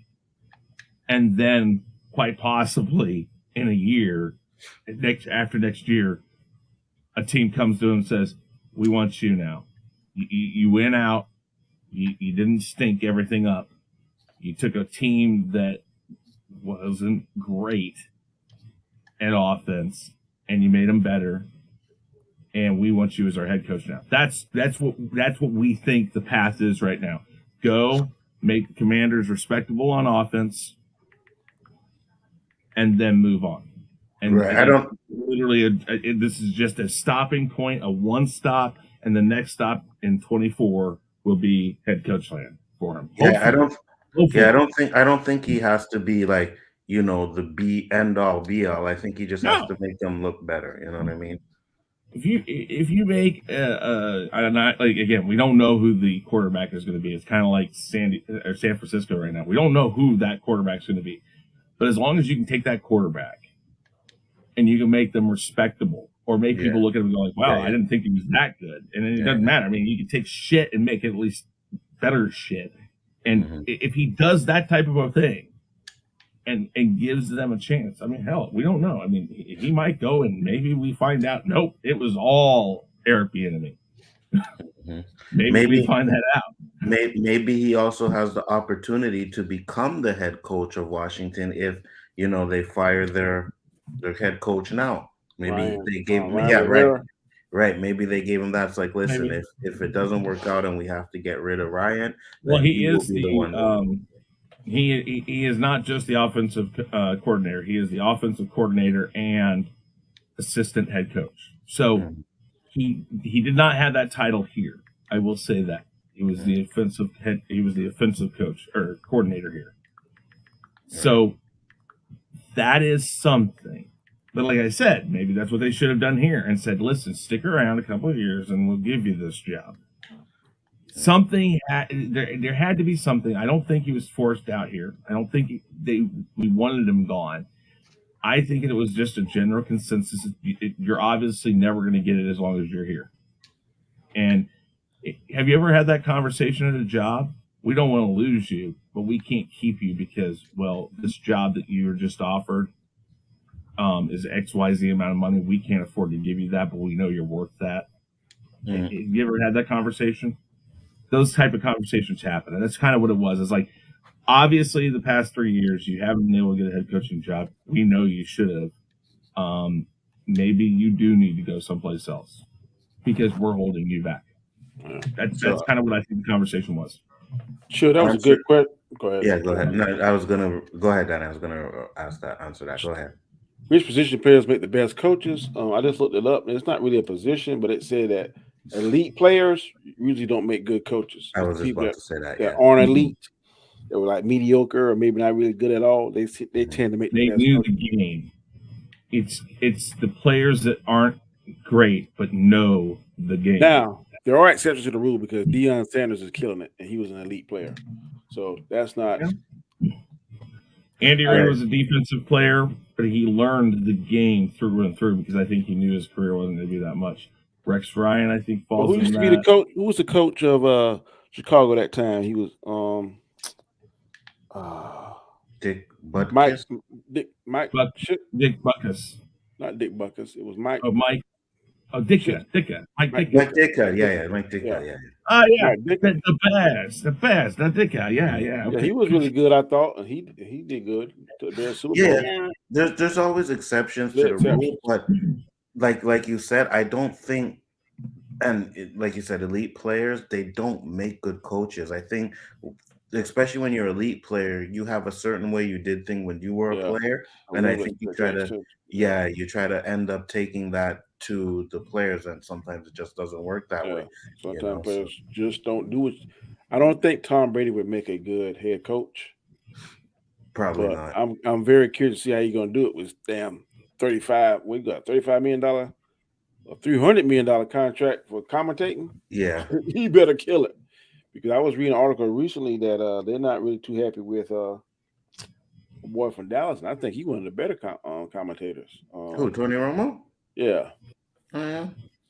Some people don't like the fact that he can call the plays before it happens. They say all of them can do that, but they're saying that he only talks, and they broke it down.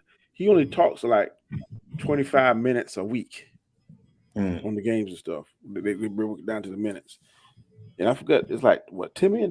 They said if we pay you $10 million, you better, those 25 minutes, whatever minutes you're talking, it better be you knowing what it is, knowing the position, all this kind of stuff, not all this. So I don't know. I don't curious. Agree with it because I love his commentating. Me too. I guess the powers that he don't. I'm curious what Tom Brady's going to be like as a commentator. I hate Joe Buck. But I kind of think, and like I said, I will say this all day. As much as I've heard Patrick Mahomes discuss the conversations he's had with Tom Brady, I can be very thankful for Tom Brady for the conversations he's given him because Mahomes of course, Mahomes sees him as a GOAT. I mean, I know that. He's the greatest thing that kid's ever seen.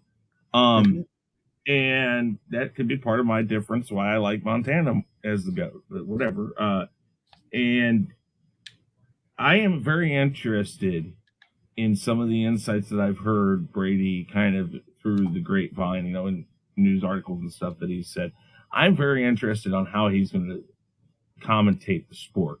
If he's going to be like not Montana, but Madden, or the guy that sits there and says, "Oh, this is what they're about ready to do." You see, he just checked out. He checked that play off because this was look at the defense. I love those type of commentators. Yeah, If me he's too. that type of commentator, I will be very happy with his commentating. I love Tony Romo as a commentator. I When do I listen too. to him and he's breaking down the play, and then the play goes and they do exactly what he says Like, they were how going the to. hell did he see that shit?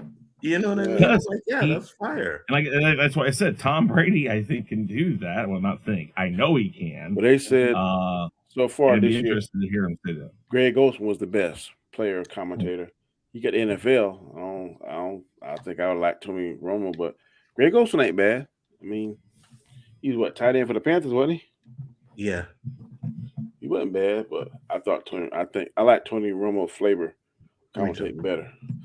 All right, final topic. Is this man the next GOAT? Is Patrick Mahomes the next GOAT of the NFL? Yes, yes. He is now crowned the champion QB of Super Bowl. He won it and came back in a decisive fashion.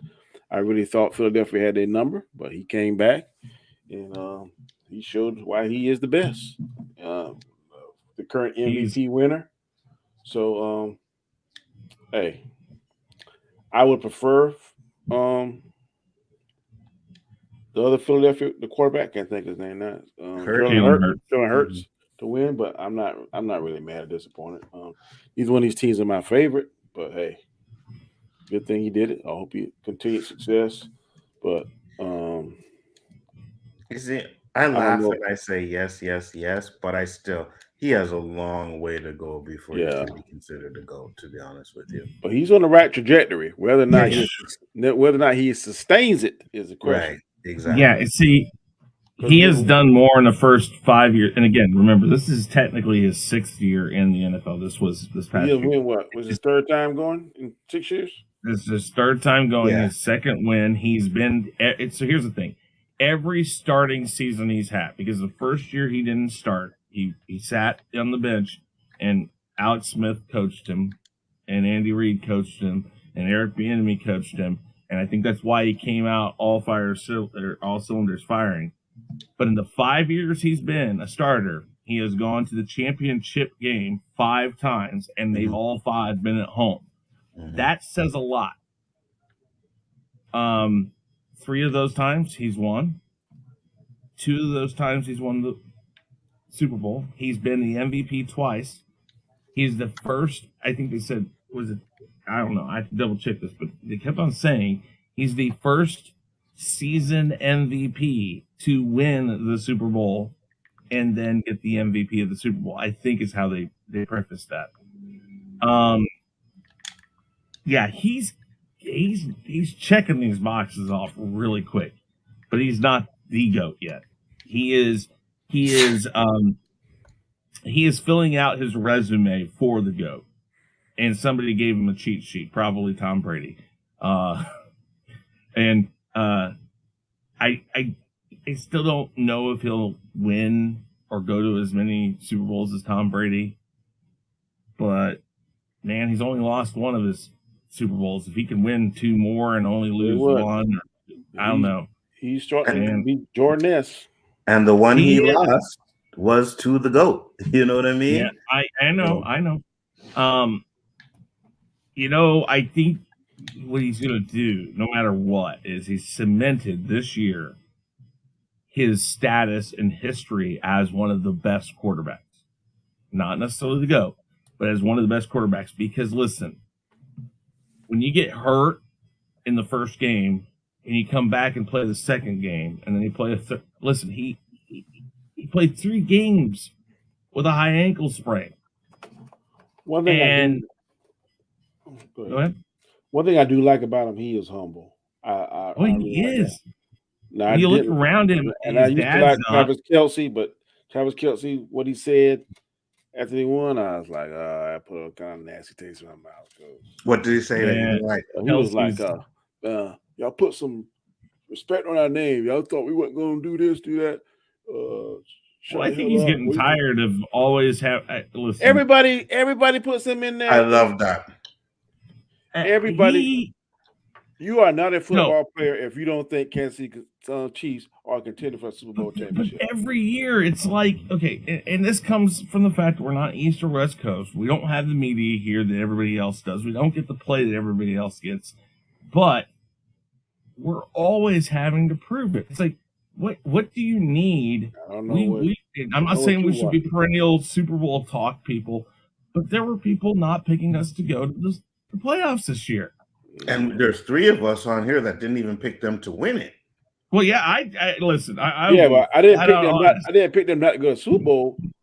I didn't think they was going to win it because I thought Jalen Hurts, based on what I saw, and plus the injuries, I bought the hype. Jalen Hurts going to kill him. And then the first half, they came out looking like they were going to kill him. I agree. Like I was saying, that's what I'm saying though. That's why I have no issue with him because it's like, we've been here before, we're always in the running, but yet ain't nobody picking us to win. You got Jalen Hurts who's in his first Super Bowl and you're picking him over Patrick Mahomes. I have no issues with what Kelsey said. None. Yeah, I don't necessarily. But what I was saying is this Super Bowl, I think, cemented his legacy as one of the best. Mm-hmm. And put it this way, it's an instant classic. I don't know if that's fair. It's already on. What was that? He wins another one, that's going to put him in the GOAT conversation. I don't know if that's fair to him or not. Well, yeah, it's going to put him there, but I still don't think he is. This one, as soon as it was done, the next day after the Super Bowl, they replayed it, and it was listed as Super Bowl Classic on NFL Network or Classics. It went in there. They don't show every Super Bowl with that. They've already labeled it as a classic Super Bowl game. So that right there. I mean, and the fact that he got hurt, the fact that he ran for whatever amount of yardage that he ran. I mean, this guy only threw for 150 some odd yards, and they still. Oh my God, it was crazy. I would have to agree with that, though, that this game was a classic one, especially when we seen so many lopsided Super Bowls and stuff like that. This was a back and forth game that was pretty much going through the whole game like that. So I would say it is a classic. When in the first one in 54, the playoffs, there was a run that he made in the playoffs, not in the Super Bowl. Or maybe it was the Super Bowl. Maybe it was against the 49ers. But he ran, and he could have slid. But he kept going, and he bumped into a couple of them, and then he got pushed out to the 2-yard line. He did that again in this one, and when I saw that, I said, they're going to win this game. Because what that showed his team is this. I'm hurt, but I'm going to go. Mm-hmm. There's no looking back. We can't. No, we have to go. And when that happened, and also what he said is the one thing, they asked him, what's the one thing you've learned since the last Super Bowl when you were in? And he said, I learned that I don't have to win this game myself. I have a team around me. When I hear those things from him, like Danny said, he's very humble. And if anybody has the right not to be, it's somebody like him. And yet he's still humble. But I also say this too, I think just like Brady was. No, but I think some of the hold on. I think some of the humbleness. Brady stopped being humble his last year or two. I think, well, not necessarily, because when he was looking for a team and San Francisco didn't want him, he was like, "You guys are going to play him over me." So he wasn't really being humble there. Was he lying? No, absolutely not, But I also say that, they're humble in front of the cameras, you know what I mean? But I think when they're not in front of the cameras and they're hanging with their boys, he's like, you know what I mean? He's like, LeBron said when he won against something, that made me the GOAT. Man. Yeah, the 3-1 comeback. Really? Yeah, that made him the GOAT. Yeah. Even if I thought I wouldn't say that shit on camera. Right, exactly. So I think a lot of these guys say it in camera. And let me just let me just get to Dex real quick. Dex ain't nobody give a shit about Kevin Love. Kevin Love is done, bro. You tell the Russell Westbrook and Kevin Love reunion with the Miami Heat. Wow. Okay. And you know what? Miami Heat has been in the playoffs. Miami Heat went to the finals. You put Westbrook and Kevin Love on that team, and I promise you, they won't even see the playoffs. I thought he was going to Utah. He is, but I'm hearing Utah might Like buy out trade his him? contract. No, buy it out his contract, make him a free agent so he can go wherever he wants to. Well, why the hell even trade for him? Cap space. Wow. Yeah, Mm. cap space. Well, that is all the topics that I have, unless any of y'all want to say anything else. Um, Well, one thing we could talk about before we go is okay. the trades. Do you think the trades like changed the power of the NBA? Do you think which Not- teams got better? I think Dallas got better with Kyrie, Hmm. and where'd he go? Phoenix. Phoenix got Yeah, better, but he's still hurt. If he can get back, when I say he, I mean Kevin Durant. yeah, yeah. Kevin Durant. What's the other guy that's such a good guy? Chris Paul, he's hurt, and Devin Brooks. If those two can get healthy and get in a rhythm, they would be. I would hate to face them in the first round of playoffs if those three get healthy. But they got to get healthy. Do you think the Those three alone could cause some issues. They get on the same page. Do you think the Lakers trade helped them? No, not really. No. I think it's too little, too late for the Lakers. I think it's a little bit of something going on with Anthony Davis and LeBron. I ain't quite sure what it is.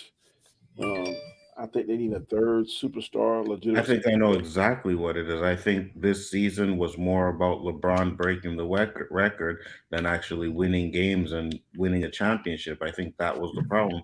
And Yeah, I think AD has seen that and he's not happy with it. I could be wrong, you but I might be think, right. I I know think, after he broke it, he sat down for the next 3 games, and I know that was hmm caused some like. hmm That does kind of that's kind of another thing we talk about in NFL. I think in not NFL. In kind of in the NFL. This past year, I didn't notice as much, but in the NFL, I mean NBA and in baseball, is when players sit. I don't remember players sitting as much or taking as much of a break they did as it. they do now. Exactly. So They I did. think that has to be brought into the conversation. Now, when I was saying the NFL, there for a long time when it was 16 games, if you were in that last game, I'll throw all your backups and everything in. We're going anyways. What's funny is that this year, I didn't really notice that. The only team that really surprised me was the Raiders. The Raiders literally said, "Nope, Carr sit," and Carr's like, "Fuck it, I'm not even going to show up. I'm going to go home. I'm not going to come in." And Mhm. literally, the Oakland Raiders just gave up. They had a chance to play in. Not that they would have gotten there, but they could have gotten in there, and they just said, "Screw it." Right. Um, Yeah, go ahead, Don. I just gonna read this thing with Dex Chase saying Skip Bayless implored Charles Barkley to stop issuing physical threats, claiming they scare his wife Ernestine. Well, he needs to stop calling people out their their names and saying all Hmm. this kind of crazy stuff that's getting people. Because I saw when he said that thing about Shannon Sharp, and it was somebody else. He said something about when he made that the guy that got hurt on the field during the game, the Buffalo's game, Yeah, yeah. and that tweet that came out. Hmm. What's the guy that played on All That Smoke? There's two of them. Matt Barnes Matt and Barnes said, man, he had to stop some people from trying to go after Skip. And Skip says stuff, and he act like he don't care. But listen, you're dealing with a different animal with some of these people hmm that come from the hood, don't give a fuck. You on national TV saying stuff, calling stuff people. He want the same way he want Charles Barkley to stop because it's scaring his wife. When Russell Westbrook wife went on the air and said, "Man, stop calling my husband out his name," he didn't do it. Just 2 days ago, he called Russell Westbrook Russell Westbrook. hmm So if he wants somebody to think about his wife, then maybe he should he think about gotta other show people's wives. respect. Yeah, yeah. He gotta show the So same respect. Mm, yeah. And just the fact that he disrespected Shannon like that just kind of shows you that like he doesn't really give a shit. You know what I mean? And one day he's gonna buck up on one of these players and they're gonna punch him in his face. Hey, I applaud Shannon because he was on a podcast. And he said, "Look, they was together 6 years on the show. He said for the past 2 months, or whatever 2 months time frame was, they were kind of bumping heads and getting on each other nerves and stuff. Hmm. He said, but he decided to go ahead and sit down. He said because that 2 months wasn't worth the 6 months, and also Shannon probably was under contract. Yeah, yeah. He also knew that probably if they had to choose between the older white guy or the younger And black guy, Shannon. he probably get the short end of the Mhm. stick and mess up his money for him and his family, and also Mhm. possibly mess up his career because they would label him the angry black guy, You're talking never about, lived up to his obligations, all this kind of stuff. So Shannon Sharp did the smart thing. Mhm. yeah. But what's funny is you say that. I don't know. In that situation, here's the question I would have if I were ESPN. Do people watch for Skip or do they watch for Shannon? Everything I read, people are watching for Shannon because he's more entertaining. Exactly, and that's what I think. You though seem to go with Skip Bayless all the time or talk about him all the time though. Me? You see, I'm you a see, Shannon I Sharp fan. No. I would like to say that, but at the end of the day, Skip started this stuff, you know what I mean? When he left First Take, and went over there, people followed him. They didn't follow him because of Shannon, they followed him because of Skip, Yeah. right? So I do think they watch because of Skip. Skip I has do- a following, but I think they Mm. need each other. I don't think the show would be as good without Skip. I don't think the show would be as good without Shannon. No, I agree. That I agree with. That I agree with.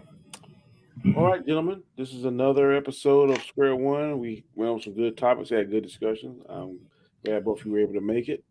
We went on an hour and 48. I didn't think we were going to go that long, but man, we talking good topics, man. Have a good conversation. Time flies. Absolutely. One last thing I'll say before we got here. If you haven't, go watch Ant-Man 3, Ant-Man and the Wasp 3, Quantumania. Jonathan Majors kills it in there. It's not one of my favorites. I'm going to do a ranking. I'm not sure when. I'm not sure where this falls at in my ranking. Top 15 possibly. But go watch, man. Support MCU and support these comic book movies, man. I agree. Without further ado, go ahead. I want to say No, we can catch it. When are we doing the Bad Batch? I haven't watched it yet. Tomorrow? Yeah, plan is tomorrow still. Tomorrow at 4:30? Okay. Hmm. All right. Until tomorrow, we catch us on Bad Batch. I think it's episode 9. We will catch you later. Till then, peace. Peace.